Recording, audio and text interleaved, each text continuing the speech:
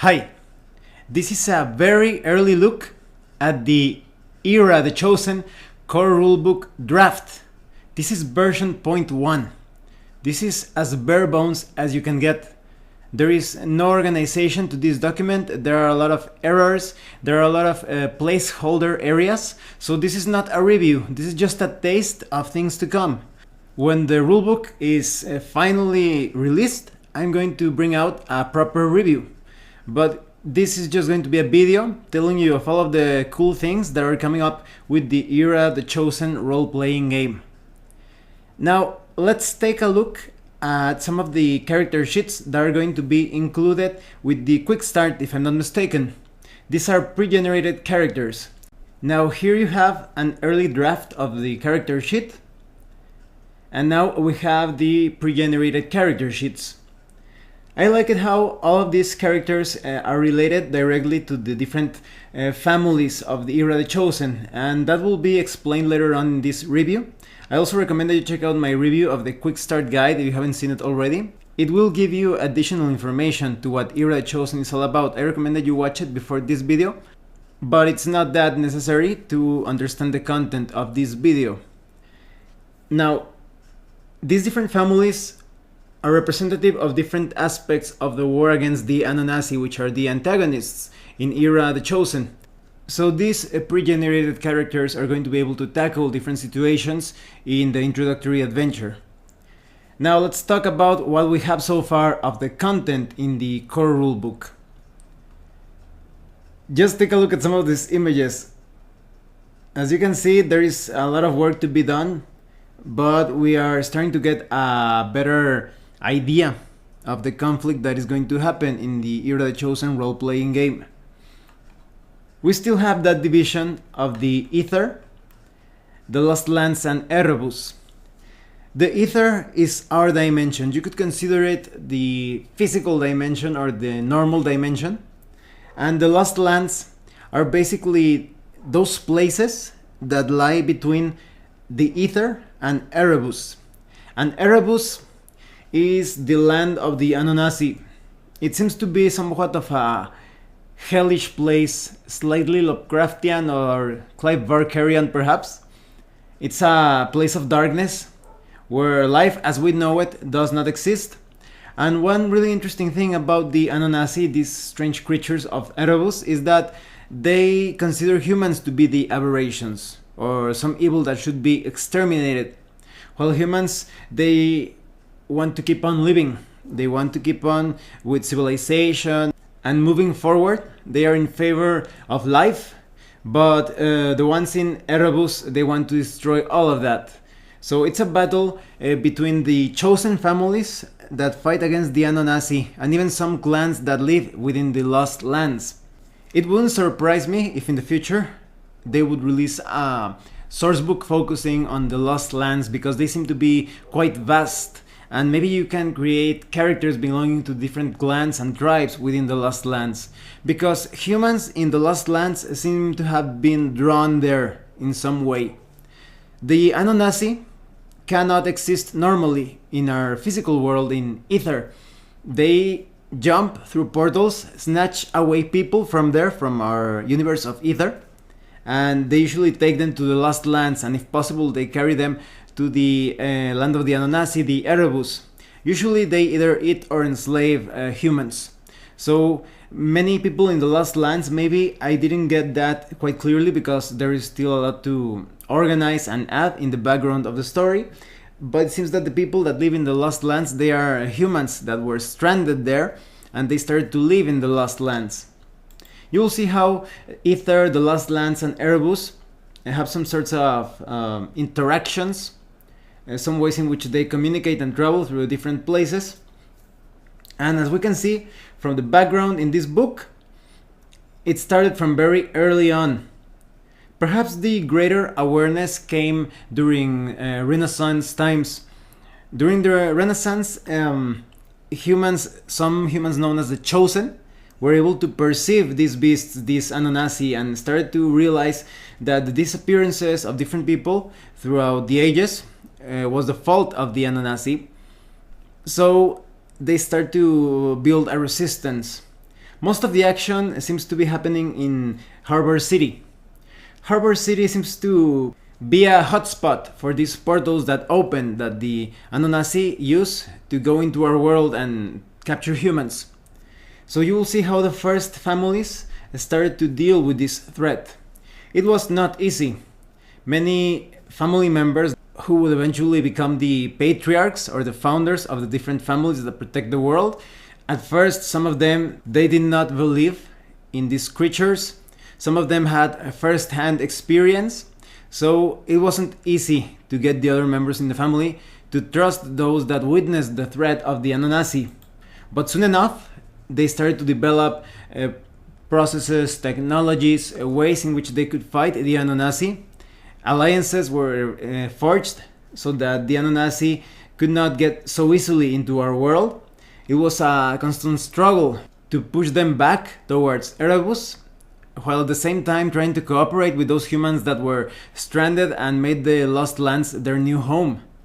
So we have a story of the different clans and factions. These are the families that protect Harbor City from the Anunnaki. Although that doesn't mean that they are perfect. Some of them are quite flawed. For example, we have the Ost clan or family. This is a clan that is quite wealthy. Most of the families started as a rags to riches type of story. So they have many resources, they have great ease in obtaining funds and technology. So you could say that they are key to the fight or their struggle against the Anunnaki. However, they have somewhat of a mercenary mentality to the conflict. They want to go into the Lost Lands to take relics and objects or develop means and ways in which they can better fight the Anunnaki, but at the same time the Ost become quite wealthy because of these relics that they take back from the Lost Lands. So in the negative sense, you could say that they are just in it for the money. But from another point of view, you could say that they also need that money to fuel the conflict against the Anunnaki. And then we have the other clan that is quite different, and these are the Garcia.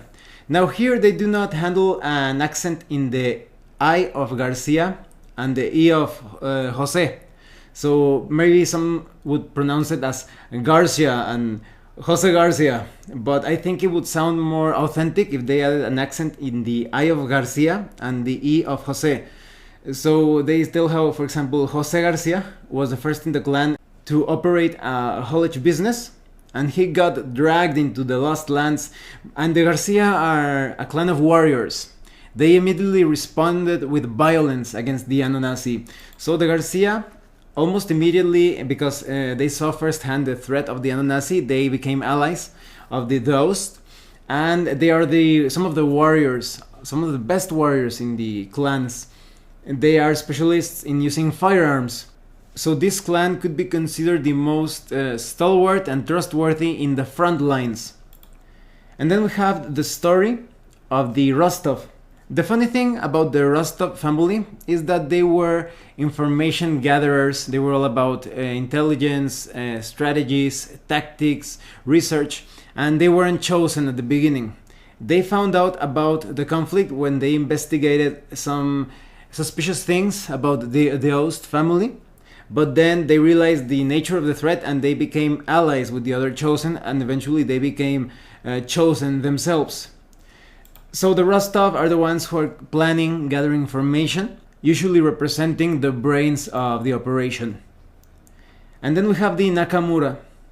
The Nakamura could also be considered more on the strategic side of the clans as they fight against the Anunnaki. These are basically a clan of warriors. They feel a bit like ninja, like demon slayers. They barely survived in early encounters with the Anunnaki, and they actually consider the Anunnaki demons. Perhaps they view them as Oni. So the Nakamura immediately became part of the alliance because they are quite disciplined. They are the opposite of the Ost. While the Ost are more selfish, they think about empowering their own clan first and foremost. The Nakamura feel that they must sacrifice themselves for humanity, no matter the cost. So the Nakamura make a sort of counterbalance to the Ost, and they are quite stealthy and lethal when it comes to the battlefield. Then we have the Chique. The Chique seems somewhat similar to the Garcia, that they also fight in the front lines. The Nakamura usually flank around the enemy and target specific objectives, while the Chique are right there besides the Garcia. However, the Chique have something that makes them quite different from the other clans or families. They actually combine their DNA with the Ananasi, resulting in hybrids. When they go into the Lost Lands, they can assume this sort of battle form, and they become quite monstrous, and because of this, some of the clans do not trust them as much. You have all the information on the philosophy of each of the families and clans, their origin of course, and the relationships. As you can imagine, some clans get along better with others, and some others barely trust other members of the clans that they think are somewhat suspicious.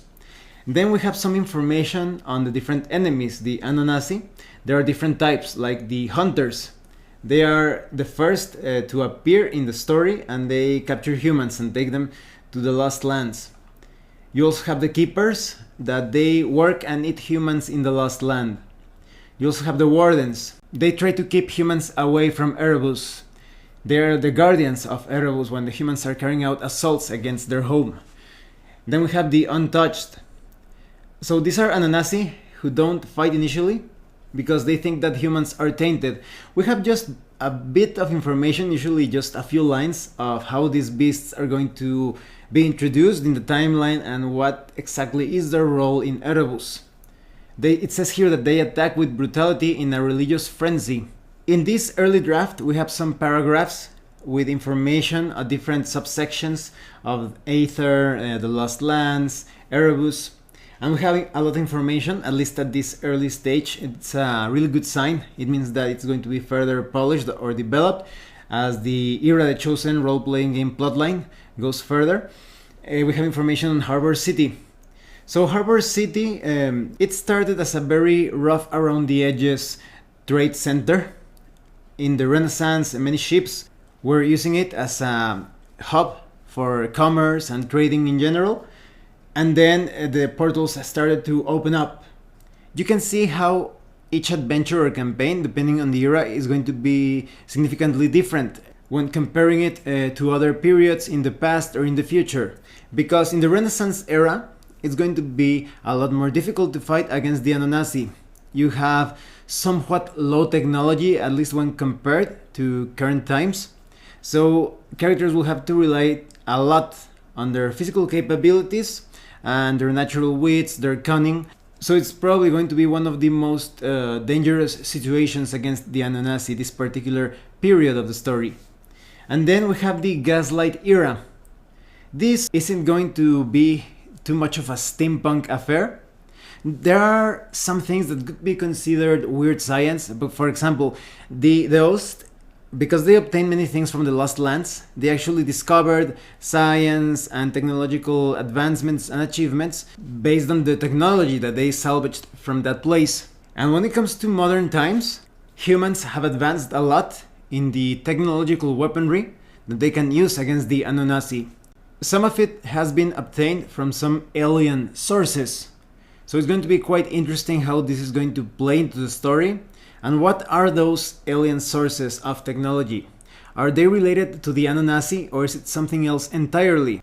And considering this is just a draft, I think that they do a really good job at portraying the difficulties in the different periods of human history. Because for example, during the Renaissance, many of the family members that first encountered the Ananasi were thought to be insane. And later on in Gaslight, they were still trying to identify or categorize what exactly were the Ananasi, what exactly was their goal, and how the humans in the Lost Land could fight or help in this battle against the Ananasi. And in modern times, the clans have a clear vision, or at least a bit more clear when compared to other times, as to what the Ananasi are trying to do, and they have better ways to protect Harbor City. One of the family members actually built this protective barrier known as the Crystal Dome. This is basically a way to focus all of the portals that potentially open in Harbor City in a single area. That way it's a bit easier to pinpoint the exact location where a portal is going to open, or deal with the incoming threats, or if they want to send someone through those portals to the Lost Lands, or if they actually want to dare and go into Erebus.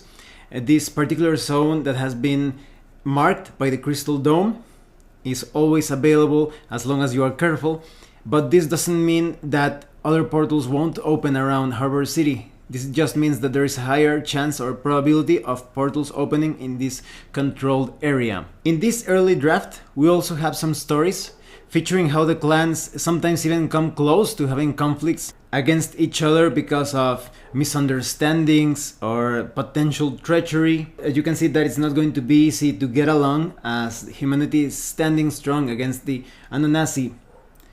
Now in this draft we also have information on character creation. Character creation is quite similar to other era system games. So you choose the clan for your player character. You pick your background. It could be a very simple concept. You could be a diplomat or a warrior or a scholar. And then you assign different triggers. This is optional. This is something that the characters are afraid of, something that traumatized them. And when they fight against some things in the Lost Lands or Erebus, they could get into trouble mentally. There is somewhat of a sanity system in this game. It basically poses the risk of your character entering this state of horror in which your character is less able to do different things. Now, characters do not have to start out with triggers, but if they take one of these triggers or psychological problems, they can actually choose another specialty.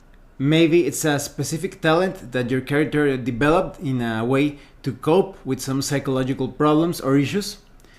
So then you have to choose your attributes and skills as well. These are common in many different era role-playing games. So you distribute points in potence, which is a way in which you can affect the game world. You also spend points on defense, which is how you withstand or try to resist what the world inflicts on your character. And then you have reaction, which is how your character responds to the stimuli that you encounter in the adventures and the campaigns. You also assign points when it comes to skills to different groups. Personal groups, technical groups, and interaction groups. And as I was saying, there is a section where you choose specialties and you can get an additional specialty if you took a trigger. You calculate derived stats from your attributes, you purchase some equipment and gear, and you are ready to play. Now, each of the different clans are better at specific things. For example, the Deos are quite resourceful and they have this box that they carry with them that have a special drug that is administered when they are in danger of suffering because of their triggers, their mental trauma. And many of the clans have different type of gear depending on the era. The Garcia, they have an enhanced handgun. They are specialists in firearms. The Rostov, to give an example, they have tactical initiative. They're really good at moving first and acting first in combat. The Nakamura are incredibly stealthy. They basically vanish and are great for flanking maneuvers. The Chique have the ability to transform into these monstrous hybrid forms. Some of them could be half Hellhound. Some of them could assume the form of half brute of the Anunnaki.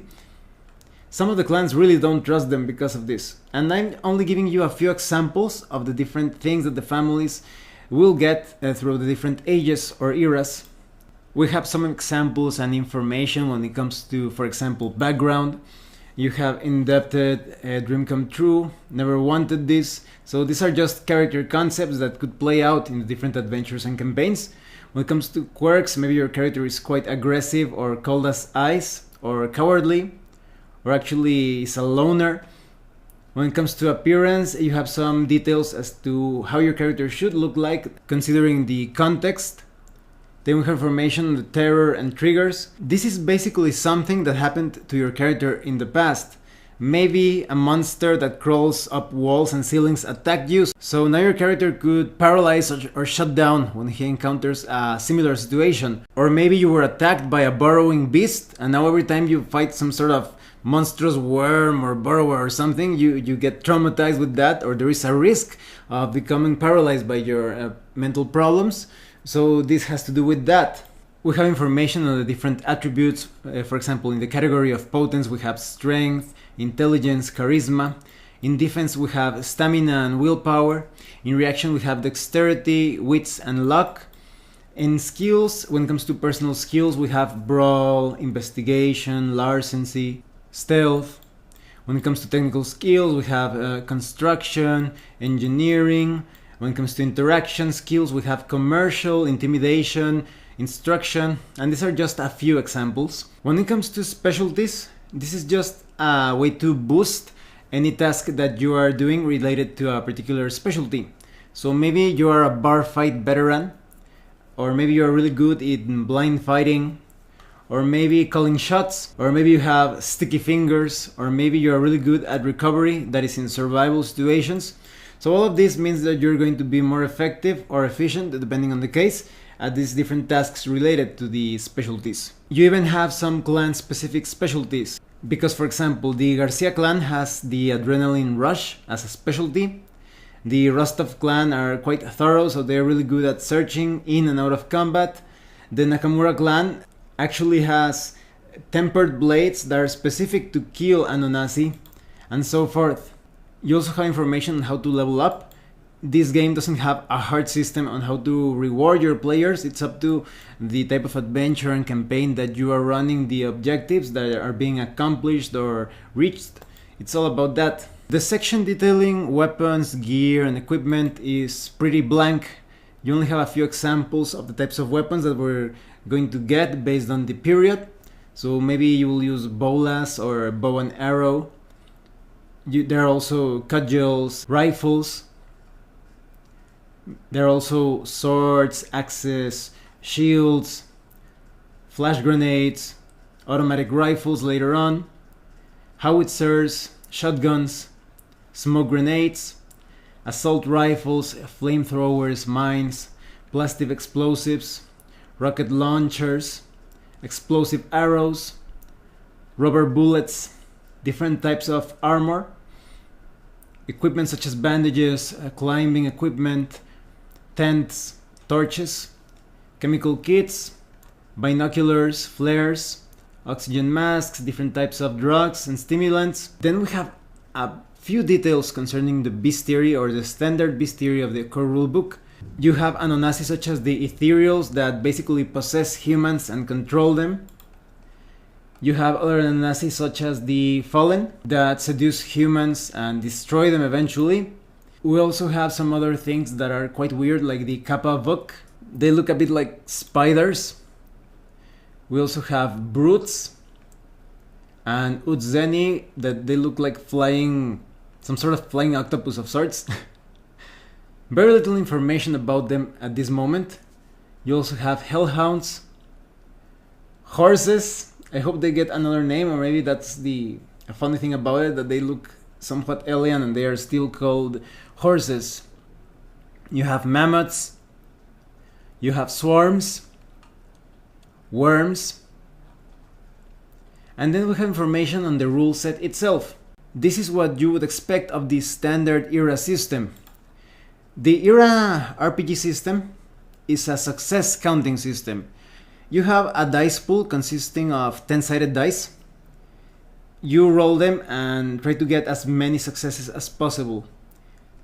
This dice could explode, that is, if you roll a 10 on your 10-sided die, you keep on rolling and adding to your result if it results in a success as well. The number of dice that you roll is determined by your attribute and your skill. So maybe you have, let's say, a strength of 3 related to a particular skill of 2. You would be rolling 5 dice, 3 plus 2, 5, and of those dice, the ones that roll above a certain threshold result in successes. It could be a simple task. Maybe it's only rolling 4 or above and you get a success for each die that rolls that. Or maybe it's a difficult task and you need to roll 8 or above. So the number of successes that you get and blunders or fumbles will have an impact in the end result. You could end up with a very positive outcome, or some very nasty result, or something in between. All of the checks, both out and inside of battle, are handled in the same way. You have information on opposed rolls, on when you can make a luck die roll when you are not skilled in a particular task but you still want to take a shot at it just to see if it works, but the consequences could be quite dire. You also have information on active and passive ways of handling levels of success, interaction skills. You also have general rules concerning size and encumbrance, notoriety, and luck points and bad luck points. If you remember from my video about the Quickstart guide, they work slightly similar to the points in the Mutant Chronicles. That is, players spend luck points to be better at different tasks that they are trying to be successful at, and the game master is going to get points based on the luck points that the players are spending, and the game master will use these points against the player characters, so for example, to remove successes from their rolls. So there is a lot of room for dramatic or climactic scenes where the expenditure of luck points or bad luck points is going to make the scene potentially more harrowing or brilliant. When it comes to the terror that I was mentioning, every time an encounter reminds you of some horrible situation that you lived in the past, you need to make a roll, because otherwise your character could end up paralyzed in a state of horror. But there are also trophies. Trophies is basically some sort of memento or piece that you took from a horrible situation that you managed to overcome. Maybe you defeated some sort of horrible Anunnaki and you took some fangs or claws or fur or anything that the Anunnaki have on them, and you kept this trophy, and now this trophy is at your side and you can actually use it to negate some horrifying situations and not become paralyzed because of your terror. There are two types of damage that you can take in Era the Chosen. You have pain damage, which basically represents pain and fatigue, but you have health damage, and these are life-threatening injuries. You have thresholds depending on the weapon that is being used against you. If the damage goes above the kill threshold, it could probably kill you. This game is somewhat on the gritty and dangerous side, so you better be well equipped or prepared against these enemies. Ask the Deus clan for some armor, but sometimes the threshold of pain only goes above pain damage, so your character will only end up a bit shaken up or injured, perhaps only unconscious, but you have to be aware of these two types of damage. You have information on healing, dying and surviving, how you can potentially bleed out, effects of blindness, becoming stunned or unconscious. You have more information about combat, initiative, grappling with your foe, hitting and damaging your enemy using firearms, melee weapons, how to handle cover and multi-shots, covering fire as well, unarmed combat in general, throwing things, perhaps explosives, how to handle area of effect damage. You also have a section with general advice for the game master, how to encourage creativity, use attributes and skills, how to handle ammunition, speeding up combat, how to handle skills in a somewhat different way by reducing the number of skills, how to handle weapon noise, some clarifications on luck rolls. And in the finished rulebook, there are going to be example sessions and campaigns. That is an entire campaign framework for this game. And it seems that they are also going to include examples on how to handle different encounters, combat, skill checks to further clarify different sections of the system. And they are also going to include some stats for non-player characters. So as you can see, this early draft of Era the Chosen has a lot going for it.